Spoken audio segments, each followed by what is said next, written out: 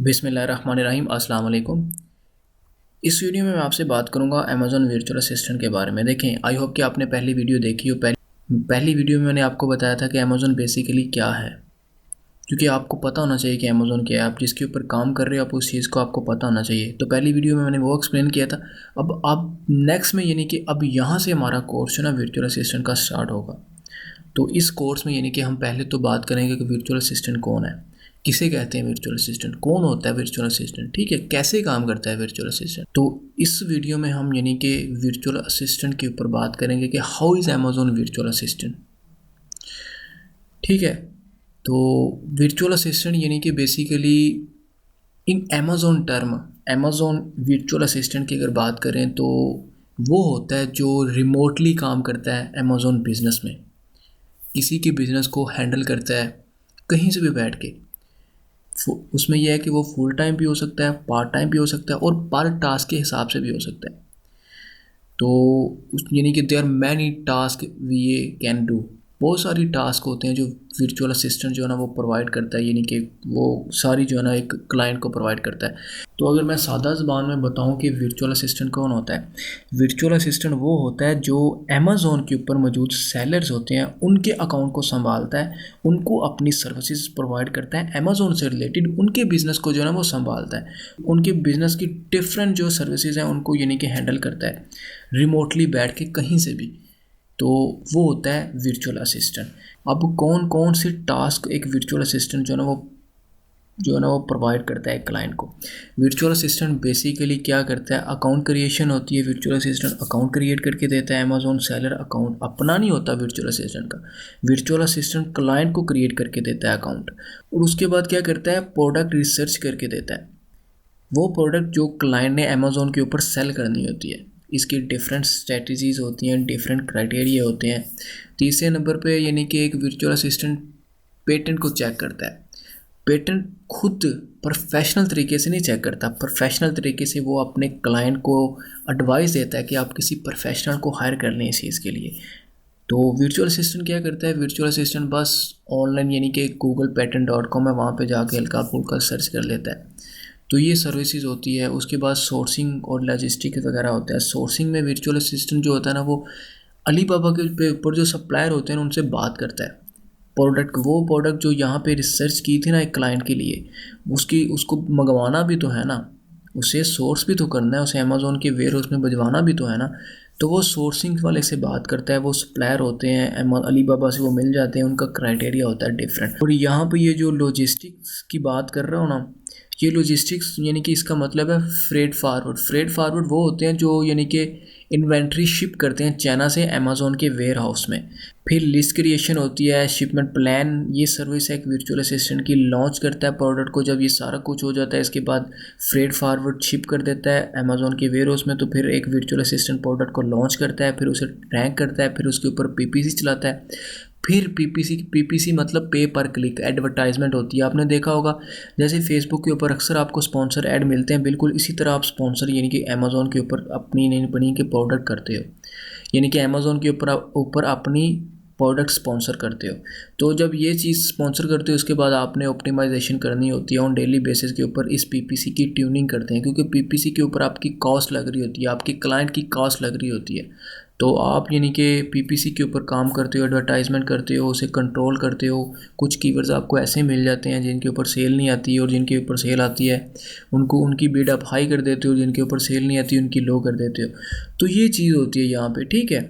उसके बाद क्या है, जब यानी कि आपका क्लाइंट दोबारा कहे कोई और प्रोडक्ट लॉन्च करने के लिए, तो फिर यही प्रोसेस होता है। अकाउंट आपके पास होगा, बाकी सारी चीज़ें आप तो दोबारा से शुरू कर दोगे।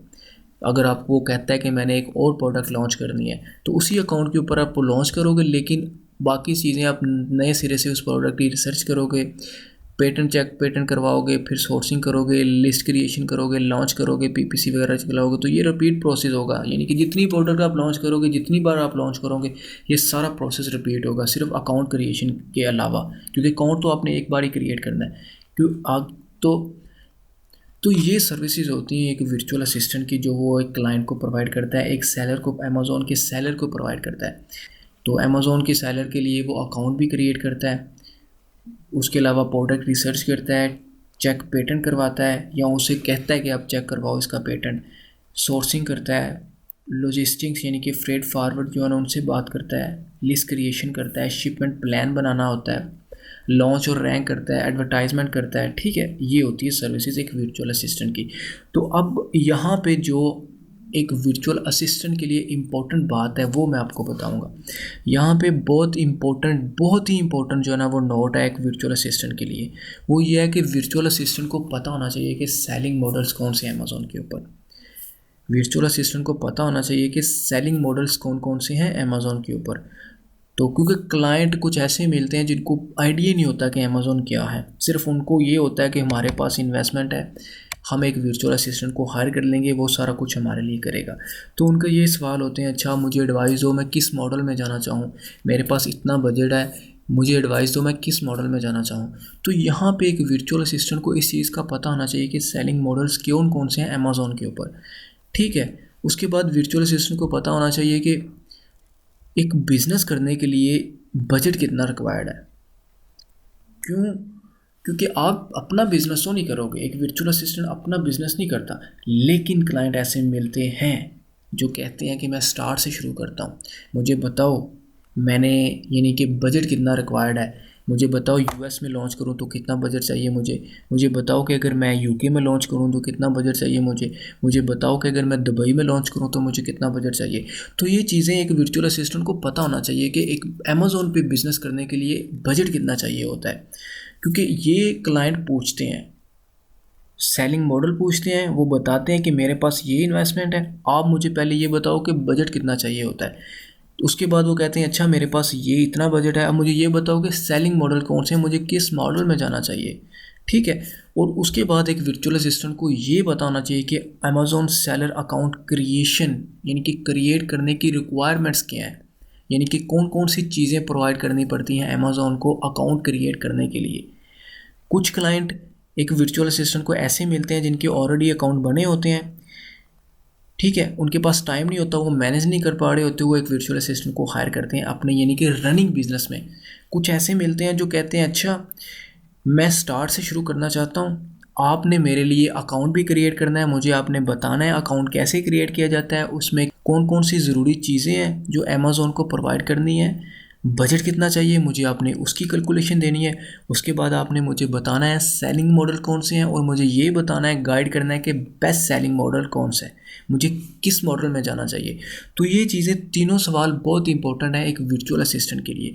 जो नेक्स्ट हमारी वीडियो होगी इन तीनों के ऊपर होगी कि सेलिंग मॉडल्स कौन से होते हैं, बजट कितना चाहिए होता है। हर जो बजट होता है वो मार्केट पे डिपेंड करता है कि आप किस मार्केट में जा रहे हो, तो उस पर डिपेंड करता है कि कितना होना चाहिए आपका बजट। फिर अकाउंट क्रिएशन के लिए रिक्वायरमेंट्स क्या हैं, इस तीनों सवालों के ऊपर यानी कि हमारी नेक्स्ट वीडियो होगी और इंशाल्लाह अच्छी खासी डिटेल में होगी, तो आप वो लाजमी देखिएगा। ठीक है, तो आप इस चैनल को सब्सक्राइब करें, ई कॉमर्स वर्ल्ड के नाम से ये चैनल है, और इस चैनल को रिकमेंड करें, जितना हो सकता है शेयर करें, दोस्तों में करें, जितना हो सकता है आप इस चीज़ को शेयर करें। ठीक है, बाकी अगर आपका कोई भी सवाल है, किसी किस्म का भी क्वेश्चन है, कोई क्वेरी है, आप इसी वीडियो के कमेंट में डाल सकते हैं, या ये फेसबुक का ग्रुप है e commerce world by NC के नाम से, आप इस ग्रुप में जाके अपनी क्वेरी डालें, आपको फ़ौरन रिस्पॉन्स मिलेगा। कोई भी सवाल है आपका तो आपको उसका आंसर मिलेगा। ठीक है, आप अपना ख्याल रखिएगा। अल्लाह हाफिज़।